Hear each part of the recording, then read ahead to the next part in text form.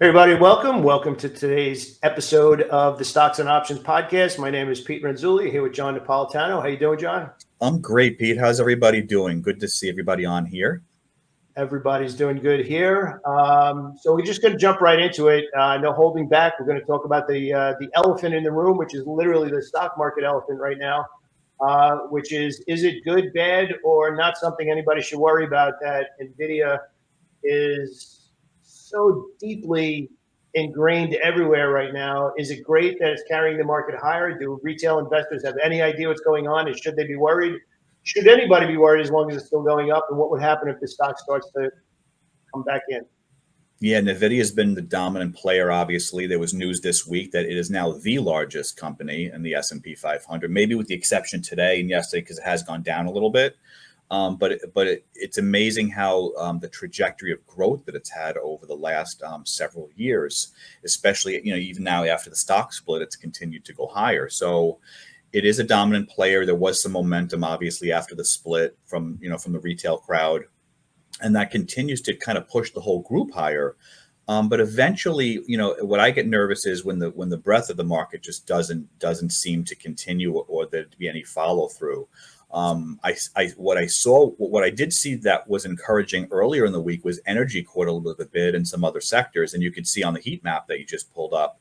Obviously, your semiconductor group is that bright green area, right, below Apple. But basically, you have a little bit of green in financials. You got some green in communications. Energy was up a little bit yesterday, so it's somewhat encouraging. It is a holiday week. We had Wednesday off, obviously, so I don't think volumes are all that great, but we have quadruple witching that's today. So you might see a little bit of sector rotation, maybe an increase in volatility. This is all healthy stuff, but to have Nvidia on its own continually just take the market higher is not something you want to see. So although I'm encouraged by some of the price action this week, I hope the breadth continues into other groups, because eventually, if this thing decides to roll over, we don't want the whole market to roll over with it. It'll happen quick. The one thing I did notice yesterday, talking about individual industry groups, you kind of narrowed down a little bit over here, the semiconductors. A lot of heavy volume reversals in semiconductor stocks yesterday. And, there's the battle between, is the bull market in semiconductor stocks still valid? Of course, one day is not going to change this entire trend, but we can't ignore this. When we start to reverse on above average volume, we open at the high, close on the low, and we start to see that among a larger group of stocks doing the same thing. That's something to sit up and notice and maybe manage the trades a little bit differently. We get a lot of questions all the time about when should I look to make a different decision. And it really comes down to, has anything changed? And a heavy volume reversal day across the entire industry group is something to make yourself sit up and maybe scale back a little bit, maybe move up. Like I actually moved up my trailing stop loss in AMAT today just because of yesterday's candle. I'm like, I'm not, just because I have my stop loss down there, it wiped out 2 days worth of gains with one candle in heavy volume. I'm like, the circumstances changed, so I'm changing my trade management. Yeah, I mean, you have to ask yourself the question, what does a heavy volume reversal day actually mean? And to me, it always goes back to institutions, right? Because institutions make up most of the volume on the exchange, right? So when you see a heavy volume reversal day in a certain group, what that's telling me is, especially if markets continue to rise or if markets are somewhat flat, what you see is money coming out of that group, which is what's happening, and then you're seeing it going into other groups or out of the equity market. Now, because treasuries yields are so low, they're around 420 or 421, whatever it was. My guess is some of this money that's pouring out of some of these semiconductors is luckily remaining in the equity markets. So that could cause markets to continue to kind of melt higher, but just different groups, like the Dow Jones might start to get a little bit hot, or parts of the S&P might decide to get a little bit hotter. But that's all healthy. That's actually good news. What you don't want to see is heavy volume reversals followed by really significant down days in the market. And that hasn't happened. We pulled back off the highs a little bit, but nothing too crazy. And just because, and this is an important, and we talk about this all the time, just because you see a little bit of outflow out of these groups does not necessarily mean it's a good shorting opportunity. You know what I mean? Yeah, very big difference between I don't want to be long anymore versus I want to be short. I have not had any success with short sales, even in stocks that have been going down over the last 8 or 9 months. And I put some on as hedges. They just haven't followed through. Yeah, my shorts have not performed well, and it's basically the old term, rising tide kind of lifts all boats. Yeah. You might get a 1 or 2 day downdraft where you say, hey, maybe I should throw on a short just to hedge, like you said, because I don't want to be only long. I want to be balanced. Especially as an options trader, I'm always balanced. I always have 1 or 2 shorts on just to stay balanced, just to make sure that if things do start to reverse, I have some exposure. And those shorts will lag your performance. They will, but you have to keep in mind that markets change very quickly, and you have to kind of have that mindset. So it just is what it is, unfortunately. So shorting and putting on a hedge, you want to be super clear to anybody who might not know the term or might not actually know the implementation of it. It's not shorting strong stocks. You're shorting stocks that are already weak, showing relative weakness to when the market's strong. And the theory is that if the market pulls back and you put the short on or the hedge on at the right time, because those stocks are already weak, they will go down the strongest when the market reverses. And that short sale gain will hold you in the bullish ideas. It's kind of compensating one for the other to hold on to the positions that you like in the other direction. One of the worst things you can do is try to short a very strong stock in a strong sector in a strong market, because that is like if you have a sailboat with 3 sails, all the winds are against you, right? The market, the sector, and the stock is blowing in your face. So what you don't want to do is short something like that, because that's like walking in front of a train. What you want to do is, like you mentioned, always do your analysis, always look for relative groups that are showing relative weaknesses, and then stocks within those groups that are showing relative weakness. So that gives you a little bit of an edge over just trying to short these really crazy, ridiculously strong stocks. So one thing that has happened over the last few weeks, we do this private custom research for our community. And despite the market making new all-time highs this week, we've actually had a much bigger list, the size of the list of stocks that meet bearish stacked order flow compared to bullish stacked order flow, which really kind of emphasizes the fact that it's really just a tiny handful of heavily weighted stocks that are carrying the indices higher, which I think, again, this is a very general statement, but I think is going to really catch a lot of retail traders off guard, because they're mostly focused on what's the Dow doing, what's the S&P doing, and not really understanding why they're going up. So we have this big list of stocks that meet bearish activity that could be and are being used for short sales. Kind of work our way over. You can see how small the list is on the bullish side while the market's making new all-time highs. And then we kind of work our way over. And this is the way we do our research every night. We start with the general metrics and work our way over from sector rotation. And kind of you can actually see how we've rotated throughout the week. It's just a sea of white or nothing, right? But then this is really the one that's the most interesting to me, which is we track sector momentum based on a percentage of stocks. And you can see the light green versus the dark green and whatnot. And this is basically June. So while the market's making these all-time highs, for the majority of the month, most of the sectors have had negative percentage of stocks over a 5-day period. So we have a little bit of a battle going on right now with stock selection. And more importantly, which has been a very big topic of conversation in the community, the size of the initial allocation for new ideas. We have the market making new highs. You have, maybe you can talk about this in a second, John, you have the VIX still down in very bullish territory, which basically is giving us mixed signals, for lack of a better way of putting it. And I'd be curious, John, how you handle when the signals are less than perfect like this, where new highs, VIX down in the bottom, the individual sectors and the 5-day momentum is not good at all, quite honestly. Yeah. The toppiness of the market has definitely gotten investors nervous. And what I mean by investors, large institutions, you see less participation at these levels, even though I think we've made 30 all-time highs since the beginning of the year, something ridiculous like that. Yep. But every time we've made those new highs, there's been somewhat less participation. And what that's telling me is that people are just not selling.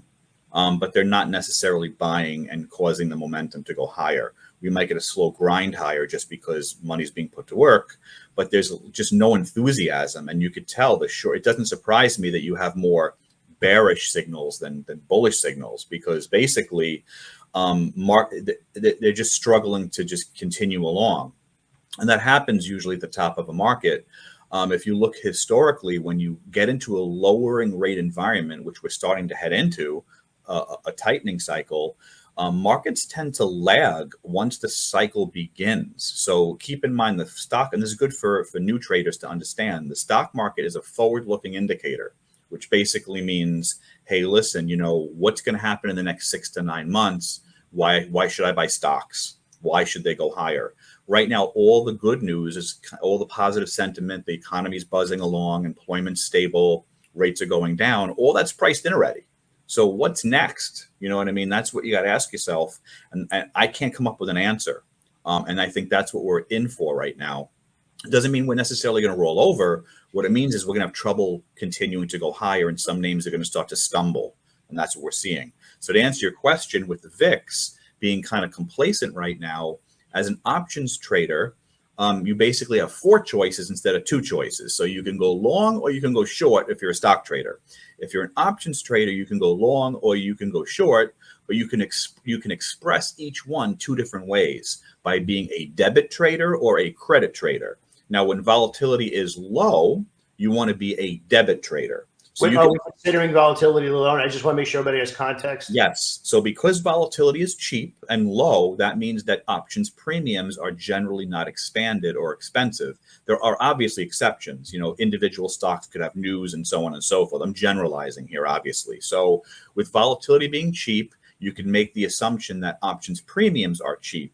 And if they're cheap, you should be a buyer of calls or a buyer of puts. So that means you could go long or short, but you're going to be a debit trader, not a credit trader. If volatility was high, you'd do the opposite. You'd be inclined to sell calls or be a net seller of puts, where you're receiving a premium that's inflated, and you're hoping the premium dwindles down to 0 where you get paid. That's the main difference. So right now, to sum all that up, you want to be a debit trader, not a credit trader. Okay. So as far as sector rotation right now, we obviously just talked about technology and broke it down even further down into semiconductors. We've also seen recently, I don't know if this came up in your scans as well, John, but now we're shifting from AI chips to AI servers. Now, the companies that have started to wake up recently, SMCI, Dell, and even NTAP a little bit more. And the reason I'm bringing this up is because obviously the expectation or the excitement around what AI can do was built off of the possibilities first and the chips that are required to power these things. Now we're seeing a rotational shift into the companies that are actually building the servers that are using the chips. And I think this is important just from a basic headline perspective for people to understand that this is the same progression that happened with the internet and the dot-com boom, where Cisco basically was the most valuable company, period, at that particular time. As a matter of fact, it was the indicator stock when I first started day trading way back in April 17th of 2000. People would actually tell us, watch Cisco, it moves before the futures. That's how dominant it was. But then other companies, the more uses that were found, the money started to rotate into other areas. And I think people need to start to think a little bit differently now. And I think we're seeing that probably in the biggest way right now with AMD, which was one of the big dogs. Every time Nvidia moved, the stock was kind of like the younger brother.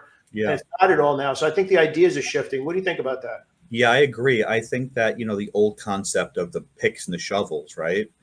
From the gold rush of 1849, the picks and the shovels always win. And so what you're looking now, it's part of a broader conversation of a move out of speculation and more growth areas and into more defensive type names. So even within the tech space, there's more defensive plays, like the actual infrastructure and the actual the actual hardware or whatever you want to call it, versus, okay, well, what AI stock is going to come up with the latest AI, or what's the latest one that's going to dominate? That speculation is starting to diminish a little bit. and it's going into the more real, substantial type names.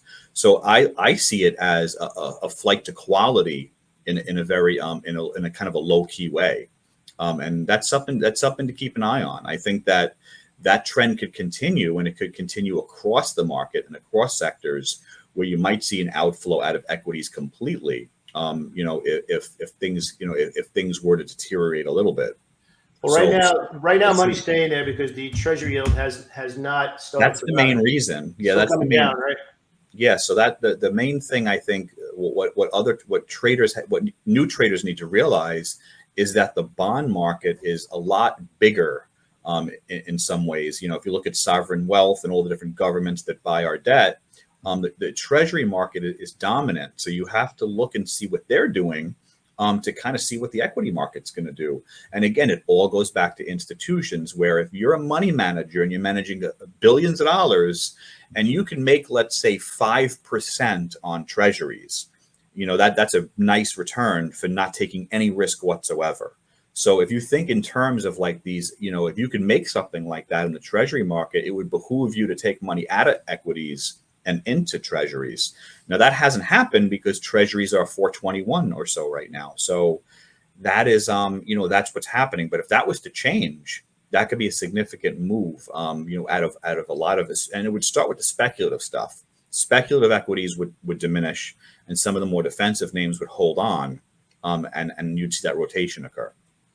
So from sector rotation perspective, we're starting to see a little bit of real estate perking up a little bit. Like you just mentioned before, financials are starting to catch a little bit of a bid. So we're starting to shift our thought process kind of behind the scenes when we do our daily research now, where we're still trading the tech stocks right now, and specifically semiconductors and hardware, but we're starting to dip our toes into other areas because we actually just, ironically, we wrote an article in the middle of the week that the Dow was kind of stuck in the middle of nowhere, largely because financial has been dead in the water for the last month or so. Energy, we'll talk about that in a second, and industrials, which are a dominant part of the Dow, have really been doing nothing. So you can see where the Dow is compared to even, let's say, the Qs. But ironically, right after we wrote the article, energy kind of lit it up for a couple of days. And yeah, I think it was yesterday I wrote, or maybe it was this morning, when we get down into sector rotation. The big thing was technology obviously remaining the big dog here, but 19 energy stocks closed greater than 1% above the opening price yesterday. Yeah, I put on an energy trade this week to start, right? These are the kind of things that you need to notice. And, get a lot of people in the community, especially on the coaching side, come in and ask, how do I get better entries? And it really comes to, you need to notice these things. Like, you need to do that extra 10 or 15 minutes. I mean, obviously, we're doing it for our community. But that's a pretty bright green sign there just from yesterday. And I want to be clear, that's not net change percentage. That's change from yesterday's open. So that means that 19 stocks had these big green candles yesterday, which means somebody stepped up and in that industry. So institutional attention shifted there. Not bullish yet, clearly, but you need to notice these things for future trades and get better entries. Yeah, you have to look where that flow goes, because it could be part of a longer term trend, or it could be just some kind of sleepy rotation in a holiday shortened week where institutions are trying to be sneaky and pull money out of tech and into other sectors quietly. Because keep in mind, they play the long game. Institutions, and what I mean, there's different types of institutions. I'm talking about like the buy and hold crowd. Like, I'm talking about the mutual funds, the 401k plans, the Fidelities, the Vanguards, the BlackRocks of the world. They're the ones who buy and hold for years. So they don't really care about intraday trading so much. They just want to put on size. They want to get as much size as they can at cheap prices. That's their goal.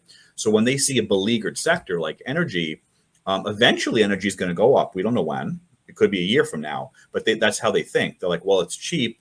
Let me start nibbling a little bit, taking money out of tech, which has outperformed significantly. It's just portfolio management 101, basically what they're doing. Because they have to continually outperform. They're only as good as their last quarter's performance. That's how they're graded, based on their peers and on their index. So on their benchmark. So they have to kind of shift like this, and you'll see it. It might only last a day sometimes, or sometimes it might be part of a longer conversation where there might be a macro issue with energy where it's time to start buying. But we'll know that if like you said, if we do the analysis every week, you'll see those trends in real time as they're happening. And you'll be able, as a retail trader who's nimble, could jump on the bandwagon, no problem, and profit from something like that. Yeah, we kind of call it the ripple effect. I want to be clear, just in case anybody's watching this video a month from now. I'm not saying buy energy. What I am saying is something changed. Big green days like that, market pulling back. It's obviously still going down right now, but we have what we call a tracking journal. And I'll give everybody an example of something that we're looking at right now. When we put the ideas out, and obviously some of the stuff we're showing is the heavier volume during this pause on the way down. That's where buying starts to happen, right? But even if we're not looking to trade them right now, we do have other ideas that are interesting that need to go into your journal to say, not now, but something significant happened, and now I have to keep going back to it to look for an entry. And I think that's one of the reasons that people miss good entries, is because they're only looking at what they're looking to trade today, as opposed to kind of building a story or a thesis for what's going on in the market right now, and then being prepared to make those decisions before they need to make the decisions, which is kind of why we track short sales or bearish ideas, even in a bullish market, because you still need hedges if you need them. Absolutely. And I think that there's different players in the market. All the stock market really is are buyers meeting sellers, right? So if you start to see institutional flow going from one group into another, let's say in this example, let's say technology into energy, just to keep things simple. It doesn't mean you should necessarily be buying it, but it does show up on your radar. And what you can then do is apply what you've seen in order flow to the technicals. So that's where the second part comes in. You look at the technicals and say, well, have we broken the downtrend yet? Because if we broke the downtrend, that's going to attract even more buyers. It's going to start attracting the hedge funds. It's going to start attracting the technical buyers, people like us, traders, prop desks, stuff like that. That's the secondary group that'll pile in. And that's when the momentum starts to gain, because you have the institutions in there buying too. And now the cat's out of the bag. And now other people start jumping on. And that's when we jump on. We don't necessarily have to be early. We could be late to the game as retail traders and still profit, because now we're going with trend, and that's something to keep in mind. So speaking of those kinds of reversals or stocks that catch your attention, I just want to pop on the screen here one that is definitely interesting to me right now. Nike's kind of been in the doghouse going all the way back to the entire year, basically. This one earnings report really hasn't caught a bid again. But a lot of these other stocks, apparel retail stocks, Abercrombie and Fitch, and a few stocks like that have been kind of getting the spotlight. And this stock is now on my radar. And you can actually see down here, earnings are actually coming out. So heading into next week and in the end of the month, I'm going to be stalking Nike to see if we get some follow through. Yeah, that looks like, now that's not necessarily an uptrend, right? No, not at all. Yep. But it does look to me like a broken downtrend.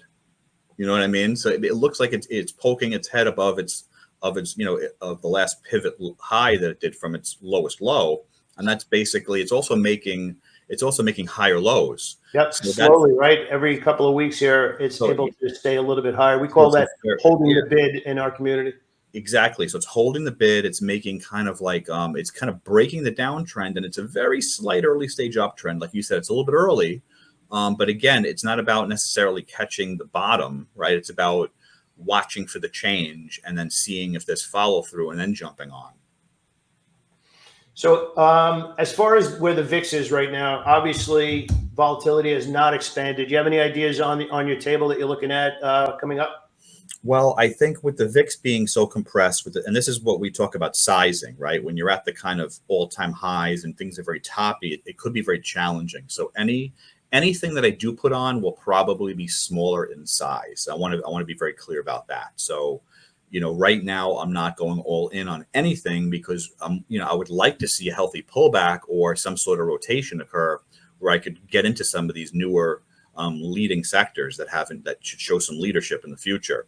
But that being said, I was looking at different things. One of the things I put on was Twist, TWST.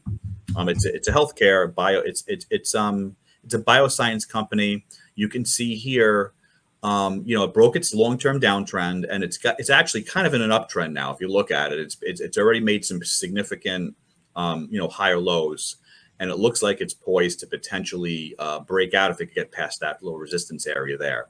Yeah. So I'm trying to find things that are, and again, it's at early stages from potentially going higher. So again, not betting the farm on something like that. I also put on MPC, Marathon Petroleum, this week.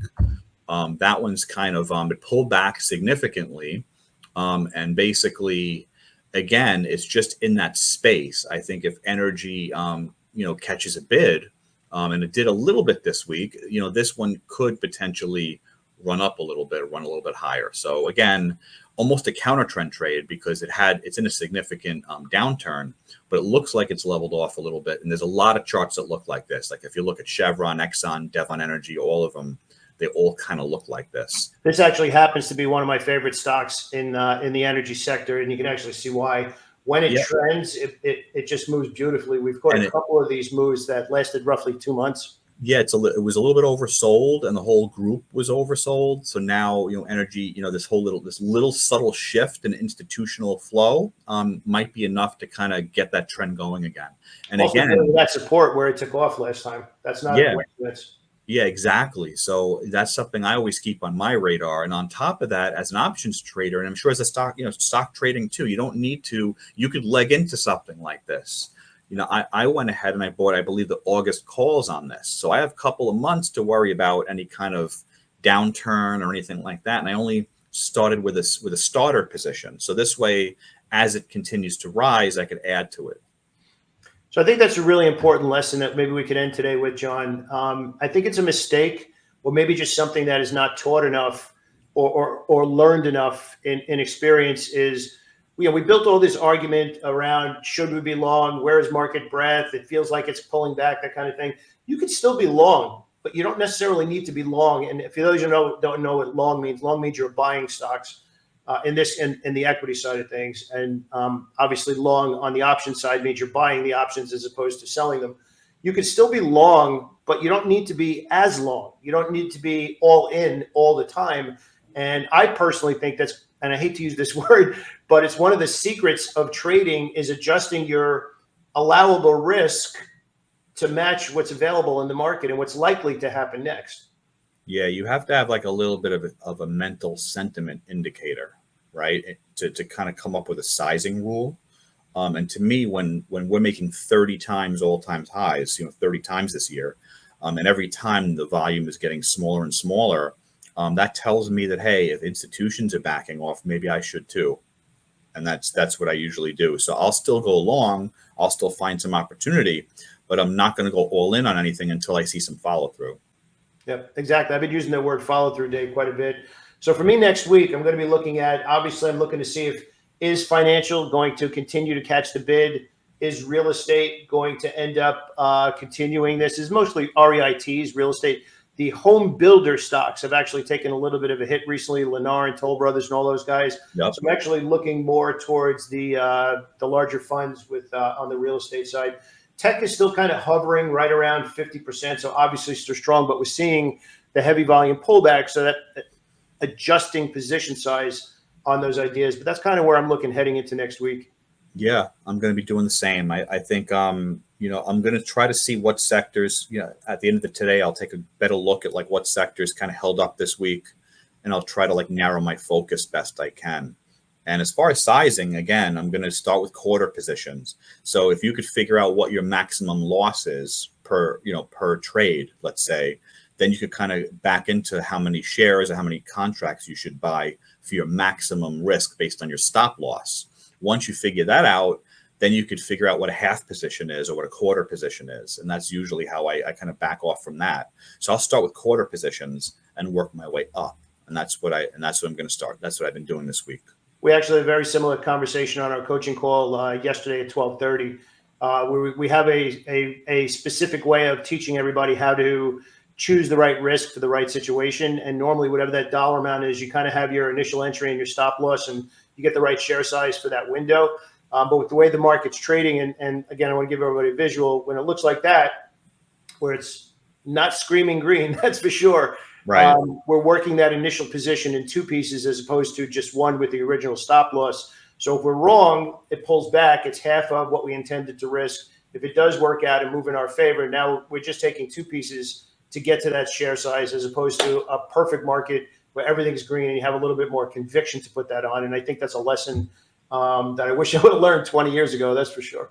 Yeah. Unfortunately, sometimes experience has to be the teacher. Yeah. But yeah, I mean, conviction and sentiment are the things that you measure your size by. And that's what you have to kind of think about. Yep, I agree.